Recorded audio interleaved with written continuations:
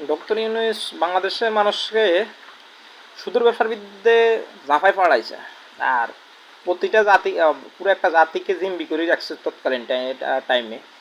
যে গরিব বড় লোক হওয়ার ওই সুযোগ নেই, তার সুদের ব্যবসা থেকে এমনভাবে প্রাধান্য দেওয়া হয়েছে যে গরিব বড় লোক হন ওই সুযোগ নেই, আজীবন তারা কর দিয়ে আসুক। এই গ্রাম ব্যাংকের মূল প্রতিষ্ঠাতা যিনি, উনি কাজটা এটাই করছেন, যে ডক্টর ইউনূস সুদ এমনভাবে সুদরে চড়াই পড়াই দিছে। এই জন্য বলতেছি যে বাংলাদেশের কোনো খাতে ডক্টর ইউনূসরে আমার মনে হয় কোনো খাতে সুযোগ সুবিধা দেওয়া হইলে এটা কিন্তু একটা বোকামি, একটা বোকার স্বর্গে বাস করার একটা চিন্তাধারা হইব। কারণ ডক্টর ইউনূস একটা খারাপ মানুষ। এই ভালো করে তদন্ত করলে দেখবেন আমেরিকা পন্থী নইলে আমেরিকা বা বাইরের রাষ্ট্রের পন্থী নইলে এরা কীভাবে এদেরকে এরে দেয়, নোবেল দেয়। নোবেল তো আরও অনেকে পাই না ছিল, তো নোবেল উনি পাওয়া কীভাবে? সুদের ব্যবসার যদি নোবেল পাওয়া যায়, তাহলে তো এই দেশে খারাপ অপকর্ম যেগুলো এগুলো করলে তো নোবেল পাইব, লুচ্চামি করলে বলে নোবেল পাইব, চুরি করলে নোবেল পাইব।